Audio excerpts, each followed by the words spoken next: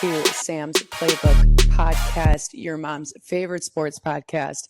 I'm your host, Sam Downs. Welcome to the shit show. So preseason has quite literally waterboarded me and taken me out to the woodshed.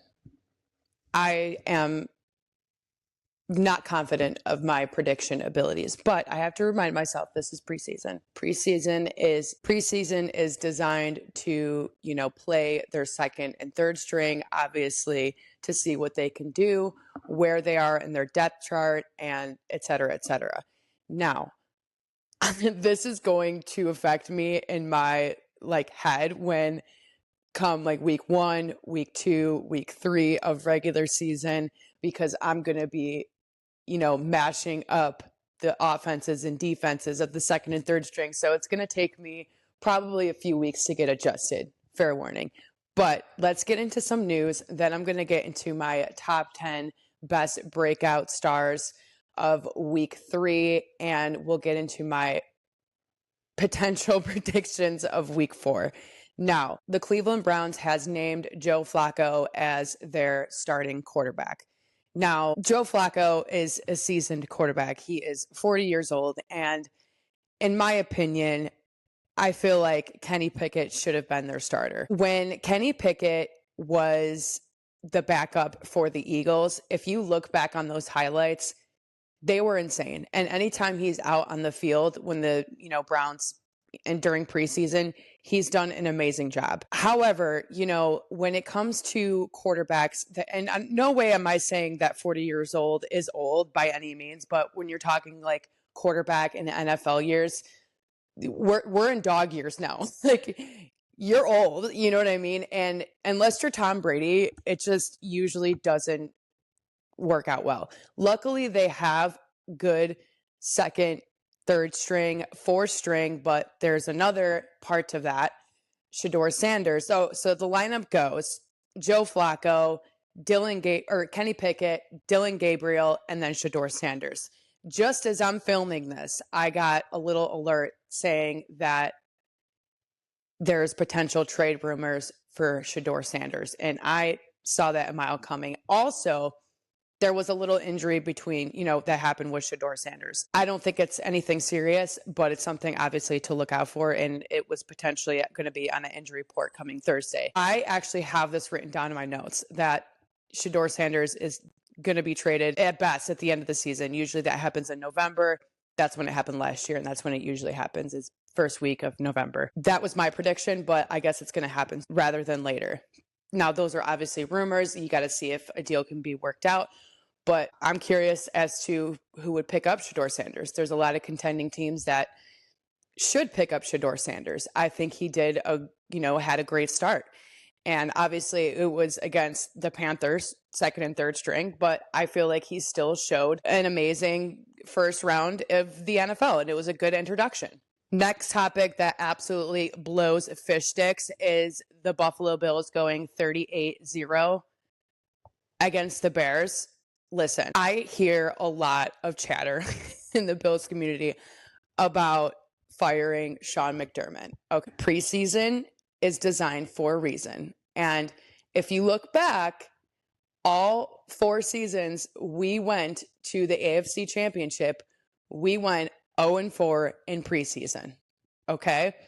However, I need all of the starters of the Buffalo Bills to be wrapped in bubble wrapped and handled with care the entire season. And I'm talking when you go get wings, when you go get food, I want you to be bubble wrapped. I want you to be hovering the entire time.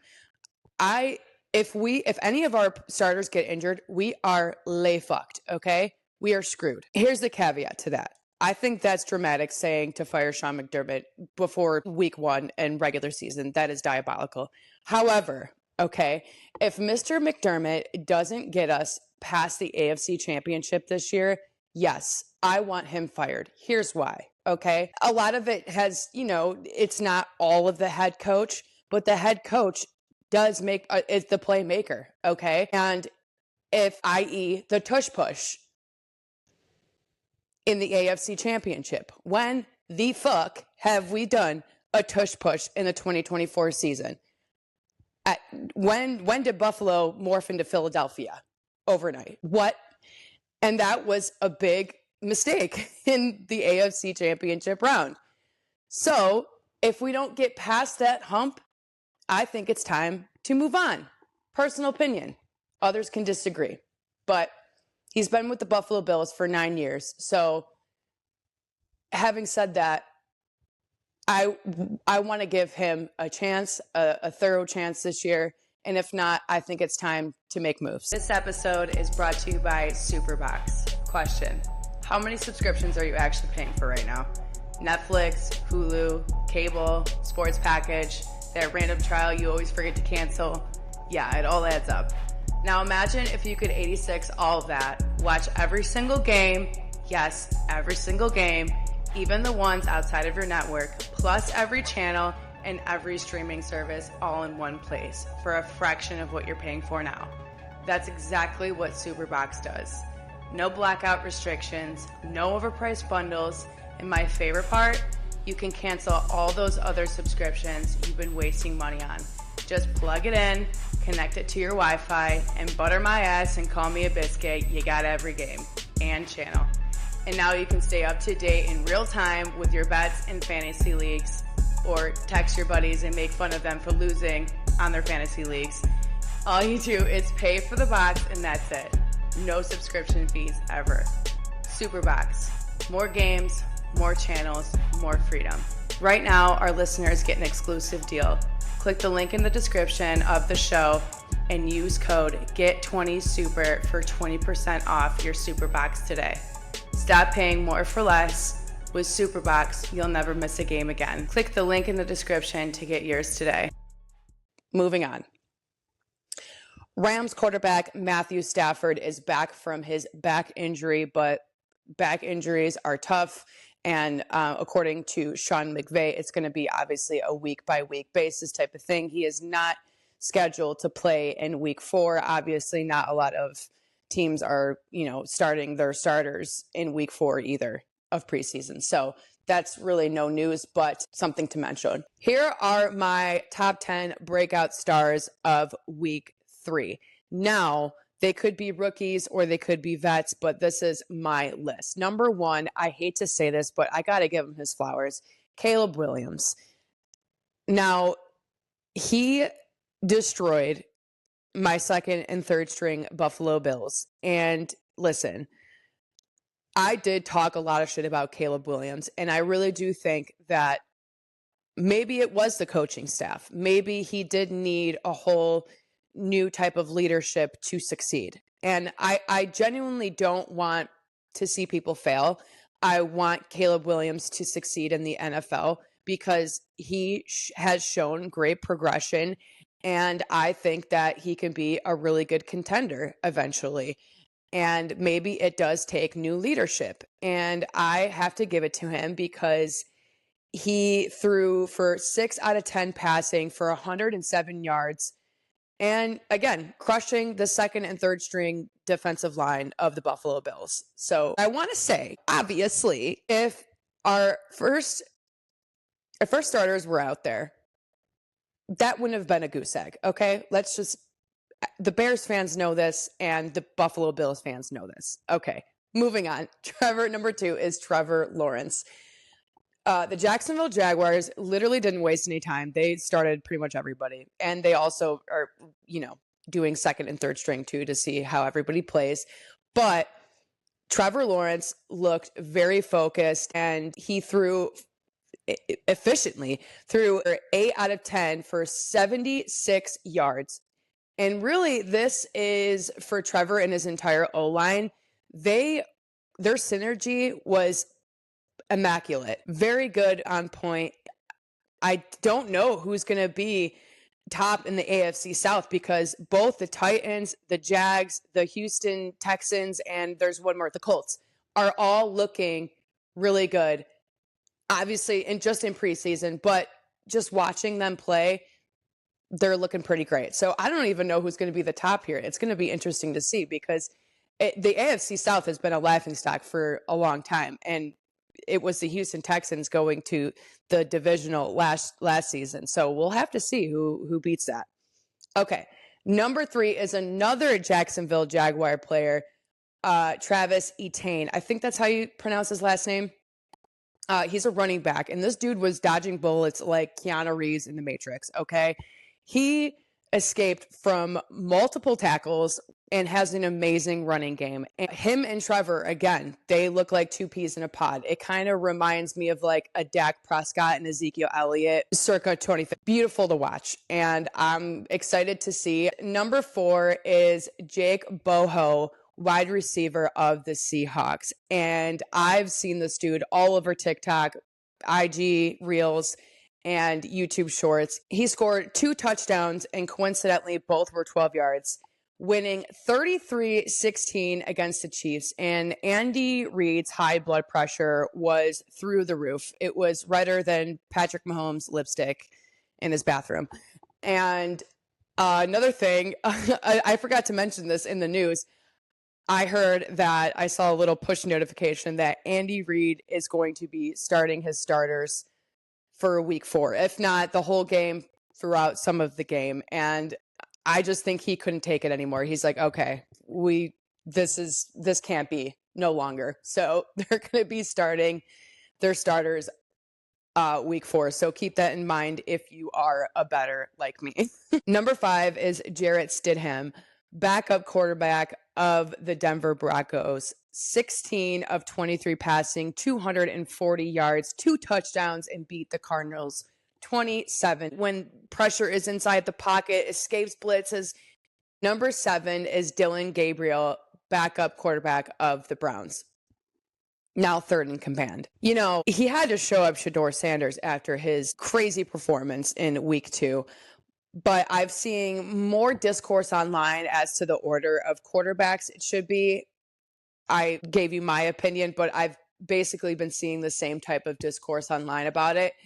But I think the Browns really did their thing on the offseason with their quarterbacks. He completed 13 out of 18 passes for 143 yards and gave us a very entertaining game, winning 22-13 against the Eagles. And number 8 / honorable mention, but he deserves number 8 spot, is Drake May of the New England Patriots. Now listen, Patriots fans, I know that there's beef. There's a long-standing beef. And forever, there was a gentleman, the GOAT, Tom Brady, that absolutely dominated not even just the AFC East, but the world. I think in the Patriots have been kind of a laughing stock of the NFC or the AFC East and have been written off for years now. And I really do think that Drake may be your man there. Although he didn't play a perfect game against the Vikings, according to his own statements. You know, a lot of people tend to be hard on themselves, but he did make some mistakes, but he is showing great progression. And I think the Patriots may be a potential contender of the AFC East. We have to see, but I don't think they're so easy to write off just yet. Again, he was playing against second and third string defensive players, but still managed to remain calm inside the pocket after multiple blitzes with no turnovers. That's great.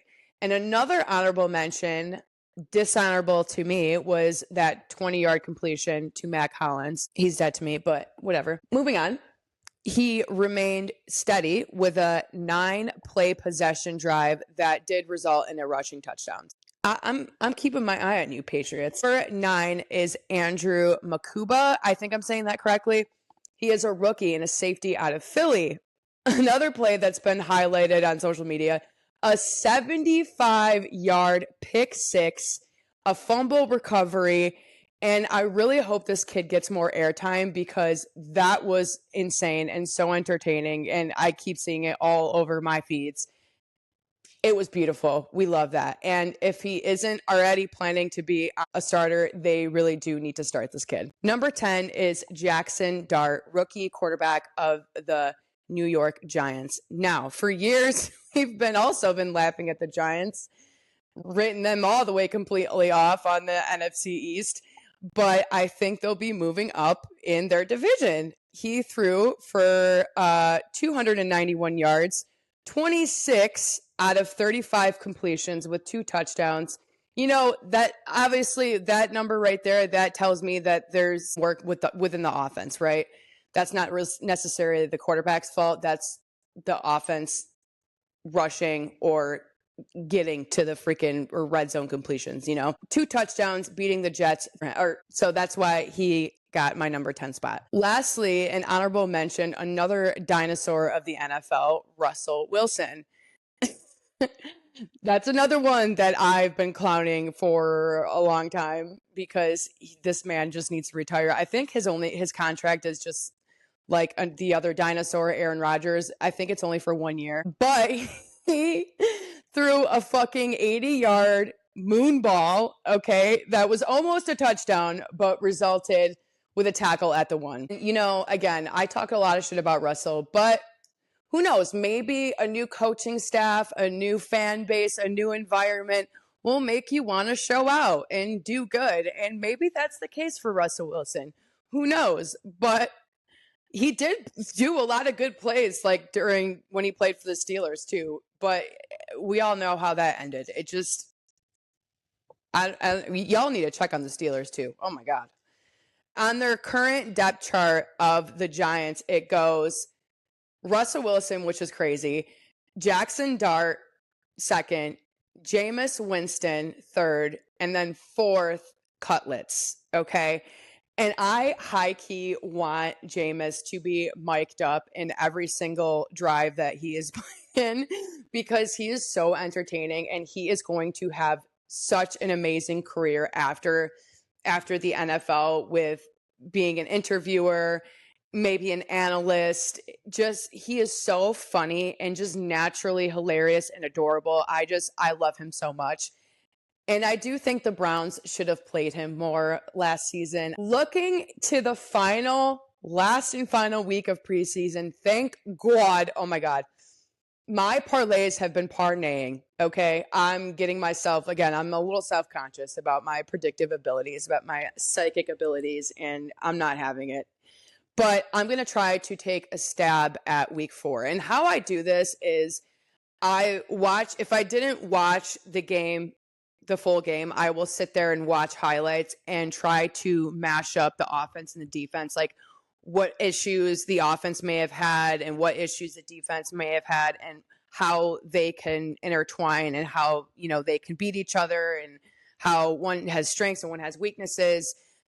Home field advantage, the weather, literally the weather, it has shit that's happening on social media. What else? And, I do look at stats and stuff, but I try not to let that necessarily sway my opinion, but it does, especially like points per game. I try to average it out and look at trends, but also I don't look at other people's opinions to sway mine because I feel like I'm pretty good in myself and I tend to do really good in the regular season, not in the preseason, but let's take a stab at week 4. First, we have the Steelers versus the Panthers. And last week, the Steelers lost against the Tampa Bay Buccaneers. But against the Panthers, the Steelers are favored by 4.5 points, so really 5 points. That's on Hard Rock Bet. That's in my area. Hard Rock Bet owns the entire state of Florida, which is crazy. It's kind of a monopoly if you ask me. But just kidding. Hard Rock Bet, you should sponsor me. The over-under is conflicting because if it does go over, it's because the Steelers are dominating. That's it. The Steelers have averaged 22.5 points per game in preseason, and the Panthers have averaged 6.5. Yes, 6.5 points per game. So I'm going to reluctantly say under 36.5 Steelers win. Next, Patriots versus Giants. This is actually going to be a really good game, and I would highly recommend anybody watching this game. This is going to be good. I think that the Patriots are going to win. They are favored, and I hate to do this, but the Patriots are averaging 34 points per game, and the Giants have been averaging just a little bit under at 32.5. So I'm going over 38.5 points. And obviously, Patriots win. Now, That's going to be a really close game. I for sure think it's going to be a bloodbath and a close game.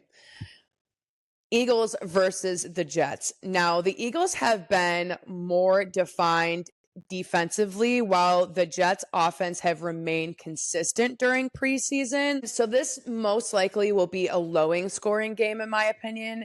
The Jets have a slight favorite. The Jets have averaged 21 points per game, while the Eagles are just a little bit more at 23 and a half. So I'm going under 37 and a half points. Philly win.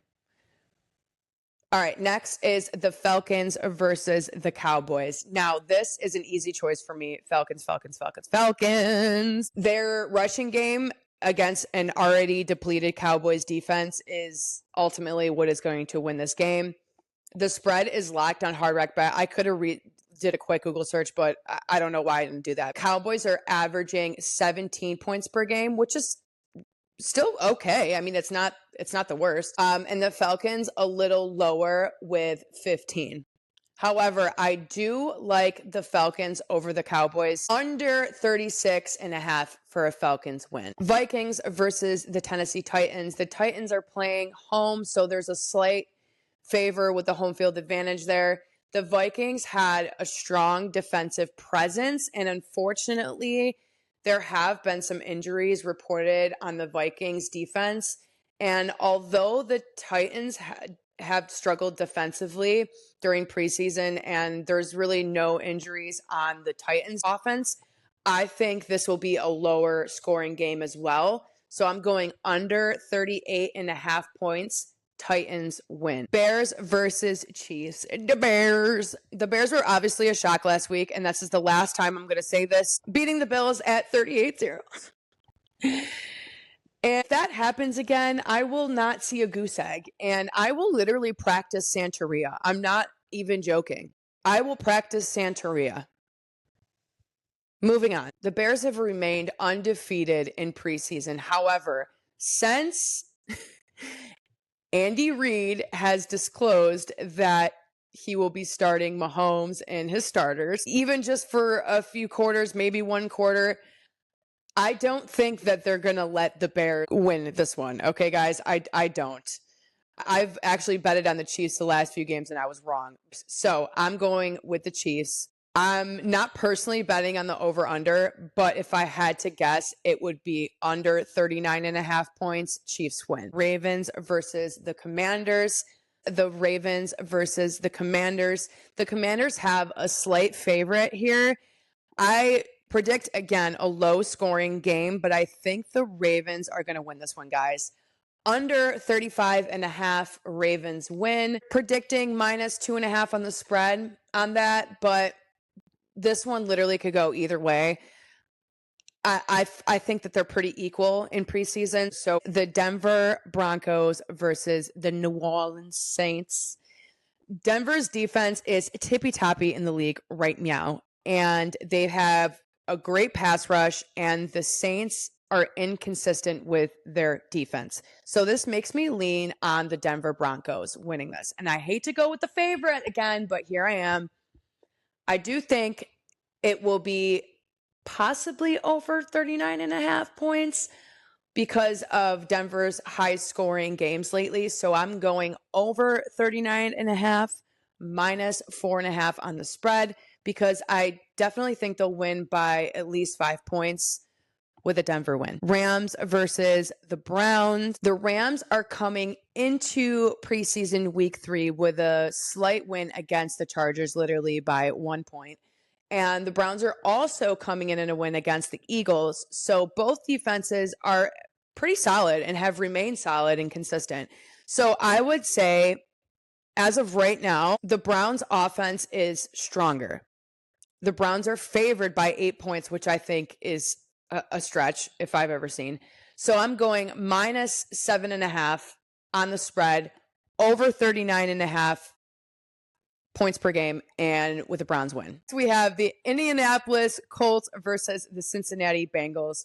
According to reports, Burrow, Jamar Chase, and T. Higgins will get some airtime. Interesting. He will obviously be playing with second and third string just to, see if that synergy aligns. But a Burrow appearance, I think that the Bengals have a stronger passing game in preseason, but it will be tested against the Colts' great defensive line in preseason because they've been a powerhouse. So I'm going with Bengals. Bengals win. Next, Houston Texans versus the Detroit Lions. Now they are playing in Ford Field. So the Texans are favored here, and the Lions are still resting their starters. Houston blitzes have remained strong, and that's something that the Lions have struggled with. Kyle Allen, oh my goodness. And if Jared Goff gets injured, y'all are fucked. Kyle Allen just needs to get rid of the ball as fast as he can because they do have a good passing game. So, and that's something that the Texans struggle with is that man-to-man coverage on the field. But I'm going with the Lions. Kind of. No. Seahawks versus the Packers, the Fudge Packers. Now, the Packers are favored to win by 2 points on Hard Rock Bet. Again, Packers have home field advantage because they're playing at Lambeau Field. But Sam Darnold is expected to make an appearance. And I'm excited to watch this one. This is one I'm definitely going to watch. Back history. I'm kind of surprised that the Vikings let go of Sam Darnold. He took the Vikings 14-3 last season. And they traded Sam Darnold. I mean, I to be honest, I don't know if that was mutual or not, but the way I interpret it as, it was the Vikings leading with that decision, right? And I don't think that it was a good decision for them. However, we'll see how he does in the Seahawks. And the Seahawks offensive line has also been doing great in preseason. And in the running game and the run blocking too. So that's where I think the Packers defense is struggling and will struggle in this game. I'm going plus 1.5 on the spread, over 37.5 points. Seahawks win. Next is the Jacksonville Jaguars versus the Miami Dolphins in Hollywood, Florida. Florida teams unite. Just kidding. They are not united at all. None of them are. Dolphins have home field. They are the favorite. But something tells me that the Jaguars are going to beat the Dolphins. And I'm going to go plus 3.5 on the spread, under 37.5 points, because the Dolphins suck, for a Jaguar win. Next is the Bills versus the Bucks. Listen, obviously I'm biased. I'm just going to go with the Bills automatically. Okay, but listen. I'll be at that game. I'm not expecting to see an electrifying game, okay? It is preseason. I am just going there basically to funnel some beers, hand out some football-shaped cookies, interview some fans, and break a fucking table and get some good content. That's why I'm going, okay? I'm driving my little happy ass down up there. Yeah, geography. It's never eat soggy worms. It never been good for me. Okay, we're going up to Tampa Bay, and I've actually never been to Tampa, so I'm excited. Again, I'm going to be biased and just go with the Bills, okay? We're not going to go over under, just going to say Bills, all right? Moving on. Chargers versus the 49ers. Now, the Niners are favored, and both teams have a 1-1 record in preseason thus far, but the Chargers are coming in to week 3 from a slight loss against the Rams, again, by only 1 point. And the 49ers are coming in from a win from the Raiders, which was an interesting game. This game will be a battle, will be a bloodbath, but I do think the Chargers will have this one with their overall running game and their defensive man-to-man coverage. So Chargers win. Also betting over on this one too. Next is the Raiders versus the Cardinals. Now the Cardinals are favored, not by much. It's because they're playing in Arizona. And they're coming into week 3 from a loss from the Broncos. It was like 27-7, I think, which makes them 1-1. Cardinals, I think both of these offenses and defenses are pretty equal, and it will be an even keel game. So I don't even know if this will go over 37.5 points. I wouldn't bet in the over under personally on that one, but I will go on a Raiders win. Now for my favorite segment, we're going to deep dive into my hate comments. This is so funny. Okay. Literally, I'm so happy I thought of this segment because there's nothing that brings me joy more than trolling people that are trying to troll me, because you may think that you're hurting my feelings, but bitch, I grew up with mostly brothers, all the neighborhood kids. There's literally nothing that you can say to me that hasn't been said to me already, number one, or that will hurt my feelings. Thick skin. But you know what I can do? I can take one look at your profile picture, click, okay? Even better, if you have videos, there's one thing that God has given me, and that is a gift to read people.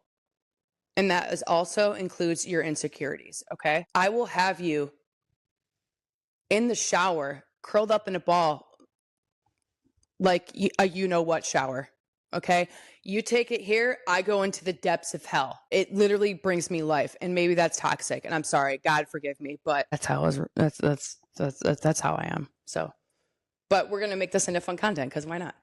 All right, so first on the chopping block is a YouTube short comment saying that the video, and this is really not a hate comment, but saying that the video talking about my pics last week was AI. And if I do say so myself, that was a slay outfit. I love that outfit. And thank you. That was meant to be like, oh, this is AI, this is not real. That was meant to be, this isn't real, but that was actually a compliment. AI means that you're perfect and you're speaking perfectly. And that's not something I classify myself as, but if you want to call me perfect and beautiful and gorgeous, that's great. Thank you. Thank you for that. Next is, this is a long one. User 5540435888175 on TikTok mocked me for saying what mother says, mother goes, like with my pics. But then right immediately after I said, don't listen to me. Literally don't. So yeah, exactly. What mother says, mother goes. No, go eat your fucking dinner before I make you my stepchild, and I will literally take you out of the will. User, I take baths with my mom. I will divide and conquer your household. Say I won't. Next, user IDK underscore 011Q on TikTok says, the Buffalo Chokers. Yeah, like what your mom should have done the year you were born, or the year before you were born. She should have choked before ever breeding a fucking loser like you. User IDK011Q on TikTok. I made a video about Travis Kelce's GQ fashion shoot, whatever that was, his spread. The cowboy hat picture reminded me of a certain actor in a certain movie, Jake Gyllenhaal, in Brokeback Mountain. And Jungle Boy 695 says, quote, he looks amazing. Get the fuck over it. No, I'm not going to get the fuck over it, okay? You know what? Football isn't your favorite sport, Jungle Boy. It's baseball. Specifically, catching. Art director of that photo shoot needs to be shamed through the streets, Game of Thrones style. Let us naked everything. Bells everything, okay? Shamed. Shame. All right, guys, that's it. Thank you so much for listening to another episode of my podcast. We are going to do a special episode next week. I'm going to try to, I don't know what I'm going to do with all the footage, if I'm going to make it into one giant episode or the interviews, maybe splice them up into different weeks. I don't know yet. I'm going to put my creative spin on it. So look out for that. I'm maybe even going to be doing a live stream. But there's so much debauchery happening, and I will be partaking in so much debauchery that I don't know which community guidelines that I will violate first. Definitely TikToks. So probably YouTube's. I might need to go live on Twitter, X, or Twitch. I haven't gone live on Twitch yet, so maybe I will do that. We will see. But I'm so looking forward to this tailgate. I cannot wait to show you guys the Buffalo Bills tailgate takeover, because no matter where we travel, it's the Bills tailgate. Always. There's maybe 5 or 10 of the home fans, and it's just Bills fans. Okay. We take over, and I can't wait to show you. And we're definitely breaking a fucking table, bitch. I literally have it right over there. Okay. And I did get it on Timo because it's easier to break. This is Sam Downs. Thank you so much again for listening to Sam's Playbook podcast. Have a great rest of your week. Stay classy, stay sexy. Good night.